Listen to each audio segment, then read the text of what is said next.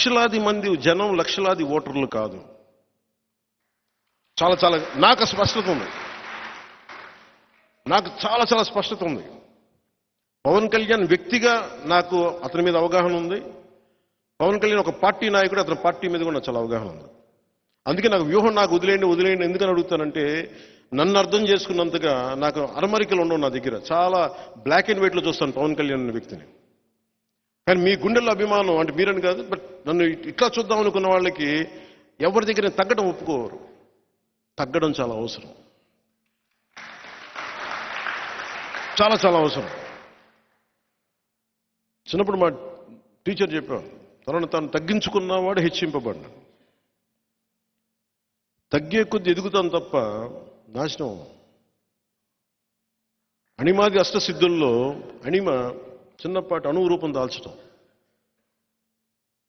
అంతేగాని అది పరిస్థితులు కుదరనప్పుడు, పరిస్థితులు ముందుకు తీసుకెళ్ళినప్పుడు you have to cut down your size. అంతేగాని బయట ఇక్కడ ఈ స్థానం ఉంది కదని ఇక్కడ నేను చెలాయిస్తానంటే కుదరదు ఇక్కడ. అందుకే నేను ఈ స్థానాలన్నింటినీ కూడా 19లో నేను చాలా ఒక 30 స్థానాల్లో పోటీ చేద్దాం అనుకున్నాను. ఆ రోజు నన్ను అందరూ కూర్చోబెట్టి ఇవి చేసి ఒత్తిడి పెడితే నిస్సహాయత వదిలేశాను. నా దారుణం ఏంటంటే నేను ఓడిపోతున్నాను సంగతి కూడా నాకు తెలుసు. కానీ యుద్ధం చేసేటప్పుడు ఇంక ఓటమి చేయాలి అపజేయాలని ఆలోచించాం, యుద్ధమే చేయాలి. నాకు ఆ జ్ఞానం ఉంటుంది కదా, మనకు ఓట్లు పడతాయా పడవా అని. భీమవరంలో కూడా నాకు ఓడిపోతాను అర్థమైంది. ప్రచారం ముగించగా నాకు అర్థమైంది నేను భీమవరంలో ఓడిపోతున్నాను. గాజువాకలో అయితే ఎలా ఓడిపోతాను నాకు అర్థమైంది. భీమవరం ప్రచారం నాకు అర్థమైంది, ఓడిపోతాను. వీటన్నిటినీ తట్టుకొని సినిమాలన్నీ ఆపేసుకొని డబ్బులు లేక కొన్ని నేషన్ వైడ్ ఫిల్మ్స్ తీయగలిగే కేపబిలిటీస్ ఉండి ఇంత అభిమాన బలం ఉండి నేను అనుకుంటా ఉన్నా, ఒకడికి ఇంత పిచ్చి మంచిదా అని అనుకున్నా. ఓడిపోయిన తర్వాత సమాజం మీద కానీ దేశం మీద కానీ ఇంత పిచ్చి మంచిదా అనుకున్నా. కానీ భగవంతుడు నాకు ఒకటే చెప్పాడు, అది నీ బాధ్యత నువ్వు నిర్వర్తించు, కర్మయోగి నువ్వు అంతే చేయాలి, కర్మయోగమే చేయాలి, ఫలితం నీకు అనవసరం. పార్టీని ఎలా నడపాలో నాకు తెలియలేదు, డబ్బులు ఎక్కడి నుంచి వస్తాయి.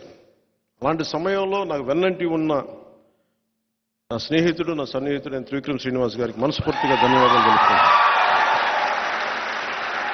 అంటే నేను సమాజం కోసం ఆలోచిస్తే నా కోసం ఆలోచించేవాడు ఒక ఉండాలి కదా.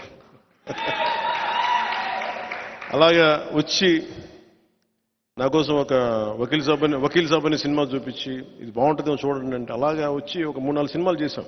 నా కోసం ఆయన స్క్రిప్ట్ రాసి, ఆయనకి ఏమాత్రం నేను పాలిటిక్స్కి వెళ్ళడం ఇష్టం లేదు ఆయనకి. నా వ్యధ భరించలేక ఆయన జల్సాలో కూడా ఆ ఇంటర్వెల్ సీను నా కోపం, అది సగటు మనిషి తాలూకు కోపం ఇంటర్వెల్ సీన్ అది. చిన్నప్పుడు ఒక టీన్స్లో ఈ ఉద్యమాల వైపు వెళ్ళిపోదాం అనుకునేవాడిని. ఆ కోపం అట్లాగే ఉండిపోయి నా వ్యధ చూసి ఆయన కనీసం ఇతనికి సినిమాలు ఈ డైలాగులు రాసేస్తే ఆగిపోతాడేమో, పాలిటిక్స్ వెళ్ళడేమో అనుకొని జలసాల డైలాగులు రాశారు. దాని తర్వాత ఇంకా పెట్టిరిగిపోయాను నేను. సో సినిమాలు ఆగట్లా, ఇంకా ఆయన చేతులతో వదిలేసారు, మీ ఇష్టం మీరు ఏం చేసుకున్నా వల్లగా. అది నాకు తప్పదు కాబట్టి ప్రయాణంతో ఆయన నన్ను భరిస్తూ ఉంటాడు. అలాగే నన్ను అండగా ఉన్న చాలాసార్లు అనిపిస్తుంది, నా కుటుంబం నన్ను ఎంత అర్థం చేసుకున్నారో నాకు తెలియదు, నా రక్తం ఎంత అర్థం చేసుకున్నారో తెలియదు. మారుమూల ఎక్కడో ఆదిలాబాద్లో ఒక తాండాలో ఉండే ఒక తల్లి, ఒక యువకుడు, నిర్మల్లో ఉండే ఒక యువకుడు, ఇక్కడ మారుమూల శ్రీశైలం అడవుల్లో ఉండే ఒక చెంచు యువకుడు, రాజోల్లో ఒక 2 బిడ్డలున్న ఒక ఆడబిడ్డ. మీరందరికీ నేను ఎంత తేలిక అర్థమవుతానంటే గుండెల్లో పెట్టుకుంటారు మీరు నన్ను.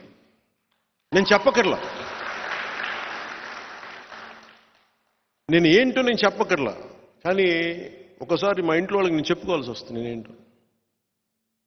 బంధం దగ్గర కొద్దీ చూడటం కష్టంగా ఉంటుంది. మీరు దూరం నుంచి చాలా ట్రాన్స్పరెంట్గా, చాలా పారదర్శకతతో చూస్తారు మీరు. నన్ను మోడీ గారికి అర్థమవుతాను, మీకు అర్థమవుతాను, నాతో పాటు పనిచేసే కొద్ది మందికి నేను అర్థం కాను. ఎందుకు అర్థం కానంటే నా మీద ఆశ ఉంది. ఒక కప్పు